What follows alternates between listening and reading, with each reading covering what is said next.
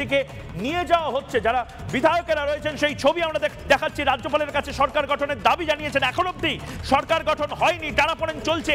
গ্রেপ্তার হয়ে গেছেন ঝাড়খণ্ডের মুখ্যমন্ত্রী হেমন্ত সোরেন, কিন্তু তার পাশাপাশি গলার কাটা হয়ে থাকছে সরকারের টলমলো অবস্থা। এই মুহূর্তে রাজনৈতিক দলগুলো এই মুহূর্তে আমাদের প্রতিনিধি ঝাড়খণ্ড রাঁচিতে রয়েছে, এবং মৃন্ময় এই মুহূর্তে কি আপডেট রয়েছে?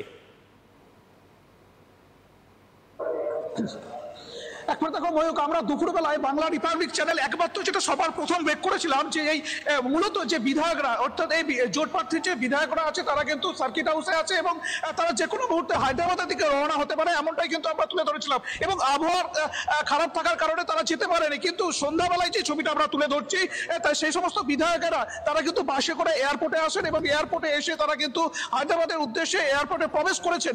অর্থাৎ এই কি কারণে তারা হায়দ্রাবাদ যাচ্ছেন সেটা কিন্তু একটা সত্যি ধোঁয়াশার মধ্যে রয়েছে।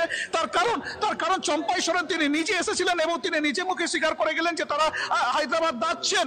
অর্থাৎ এই যে হায়দ্রাবাদ যাওয়ার যে মূল উদ্দেশ্য, সেই উদ্দেশ্যটা কিন্তু এখন স্পষ্টতই কিন্তু ধোঁয়াশার মধ্যে রয়েছে। তার কারণ আমরা যেটা বারবার বলছি যে এই রাজ্যপালের কাছে যখন বারবার বলা হচ্ছে যে তারা যাচ্ছে যে মুখ্যমন্ত্রীর যে শপথ গ্রহণের বিষয়ে বলার জন্য, তখন কিন্তু রাজ্যপালের পক্ষ থেকে কিন্তু আজকেও স্পষ্টত জানিয়ে দেওয়া হয়েছে এখনো কিন্তু সঠিক সময় কিন্তু দেওয়া হয়নি, খুব শীঘ্রই সঠিক সময় দেওয়া হবে। অর্থাৎ সময় এই জায়গাতেই আমি সুপর্ণ মৈত্রের কাছে যাব। সুপর্ণ মৈত্র, টলমলো একটা পরিস্থিতি, একদিকে চুরি তদন্ত এবং তার জন্য মুখ্যমন্ত্রী তিনি জেলে, যদিও প্রাক্তন মুখ্যমন্ত্রী হয়ে তিনি জেলে গেছেন, কারণ কি তিনি রিজাইন করেছেন, কিন্তু তার পাশাপাশি এই সরকার পরিবর্তনের এই যে থ্রিলার, কিভাবে দেখছেন?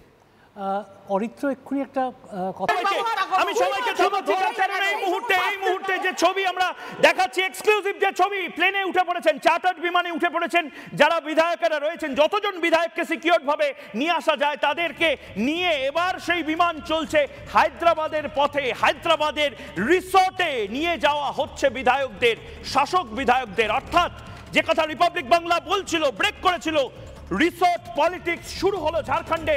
মহারাষ্ট্রের মতন রিসর্ট পলিটিক্স শুরু হলো। সরকার বাঁচাতে পারবে ঝাড়খণ্ডের শাসক দল? তার জবাব বাংলার মানুষ চায়। একটা ছোট্ট বিরতি নিচ্ছি, বিরতির পর ফিরে আসছি। জবাব চায় বাংলা নিয়ে।